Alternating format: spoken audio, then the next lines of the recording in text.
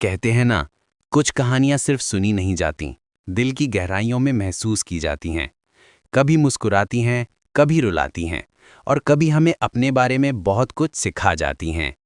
ऐसी ही और दिल छू लेने वाली कहानियां सुनने के लिए हमारे ZR लाइफ स्टोरीज चैनल को सब्सक्राइब करें। नींद का आखिरी कमरा। नींद जो टूटती ही नहीं थी। रात के 11 बजे थे। बाहर की सड़कें धीरे धीरे शांत होती जा रही थी, लेकिन उसके कमरे में अजीब बेचैनी फैल रही थी। उसे महीनों से एक ही समस्या थी। वो सो तो जाता था, लेकिन जाग नहीं पाता।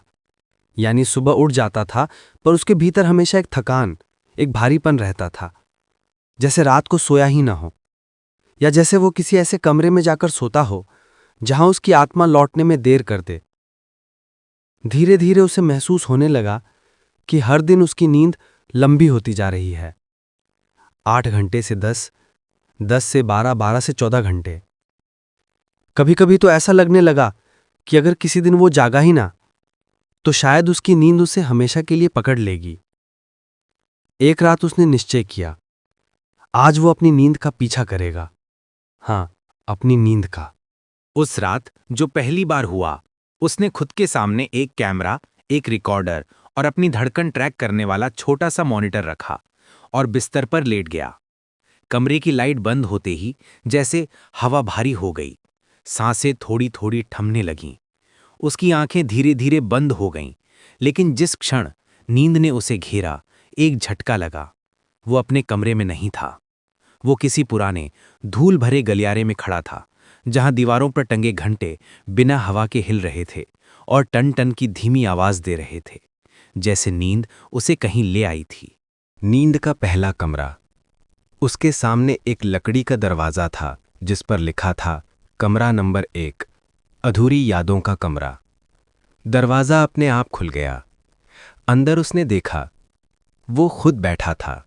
हाँ, बिल्कुल वही चेहरा, लेकिन उम्र थोड़ी कम, दिखने में खोया हुआ, और उसके हाथ में एक पुरानी डायरी थी।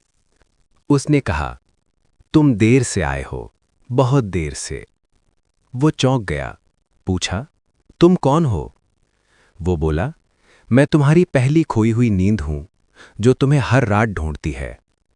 उसने डायरी खोलकर उस पर जमा धूल उड़ाई। अंदर वे यादें थीं जिन्हें उसने कभी ध्यान ही नहीं दिया था।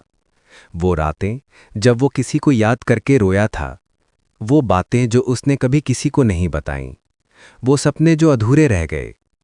ये उसके अपने मन का पहला कमरा था, और वो जान गया, इस नींद में कई कमरे हैं, और हर कमरा उसे उसके बारे में कुछ ऐसा बताएगा जो वो खुद से छुपाता आया था।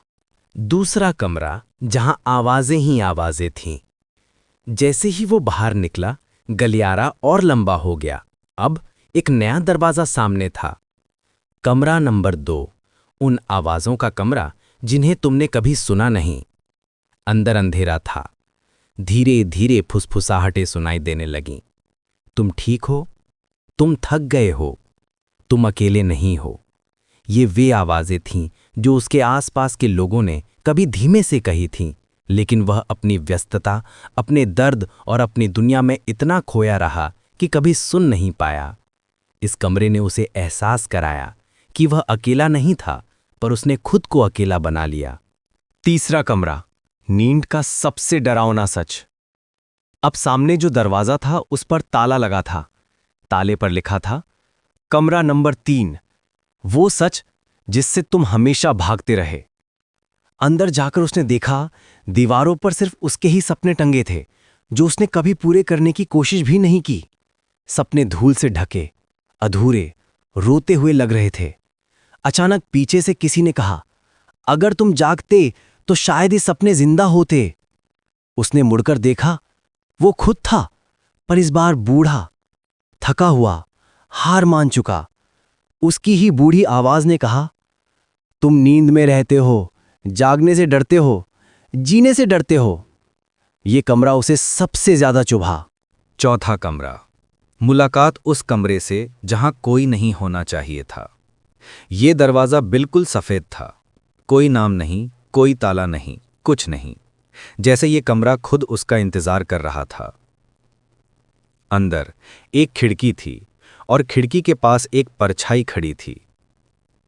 परछाई किसी इंसान की नहीं थी। वो कुछ अधूरा था। उसने पूछा, कौन हो तुम? परछाई ने कहा, मैं वो नींद हूं जो तुम हर रात जबरदस्ती खुद पर थोपते हो, दर्द दबाने के लिए, जिम्मेदारियों से भागने के लिए, सच से भागने के लिए। परछाई धीरे धीरे पास आई। अगर आज मैं तुम्हें वापस ना जाने दूं तो तुम्हारी वास्तविक जिंदगी खत्म हो जाएगी। उसका दिल जोर से धड़कने लगा। वो कमरे से बाहर भागा, गलियारे में पहुंचा और सारे कमरे एक साथ बंद होने लगे। टन टन घंटियां पहले से ज्यादा तेज बजने लगीं। आखिरी कमरा, नींद का सबसे गहरा रहस्य। गलियारे के अंत में एक बड़ा सा दरवाजा था। उस पर लिखा था, आखिरी कमरा। यदि तुम इसमें दाखिल हुए तो तुम्हें नींद कभी वापस नहीं छोड़ेगी। लेकिन उसे पहले ही एहसास हो चुका था, अगर वो अब इस कमरे में नहीं गया तो उसके जीवन में हमेशा कुछ अधूरा रहेगा।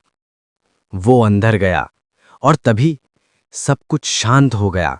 न ठंडी हवा थी, न आवाजें, न घंटियां, सिर्फ एक बड़ा सा बिस्तर था, सफेद चादर, और उस पर वो खुद सोया हुआ था। हाँ, वो खुद। लेकिन उसकी आंखें बंद थीं और उसके सीने की हलचल बहुत धीमी थी। एक कागज उसके हाथ में था। उस पर सिर्फ एक लाइन लिखी थी, अगर तुम अपने डर से जाग गए तो तुम जिंदगी से जाग जाओगे।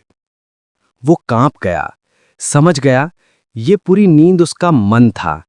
ये सारे कमरे उसके मन की सच्चाइयां थीं, और अगर वो इस आखिरी कमरे से बाहर निकलना चाहता है तो उसे अपने डर, अपनी असफलताओं, अपने अधूरे सपनों और अपने दर्द को स्वीकार करना होगा। उसने कागज को फाड़ा, बिस्तर पर सोए हुए अपने रूप को छुआ और कहा, अब मैं वापस जाना चाहता हूं। सब कुछ धुंधला होने लगा, दीवारें पिघलने लगीं, आवाजें दूर जाने लगीं और जागना।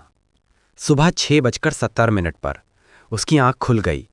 दिल तेजी से धड़क रहा था, सांस तेज, कमरा पसीने से भीगा। लेकिन पहली बार उसने खुद को हल्का महसूस किया, जैसे नींद ने उसे मारने की कोशिश नहीं की, बल्कि बचा लिया। उसने बाहर खिड़की खोली, ताज़ा हवा अंदर आई। आज वो लंबे समय बाद वास्तविक दुनिया में जागा था और उसे पता था अब वो फिर कभी उसे नींद में नहीं जाना चाहेगा।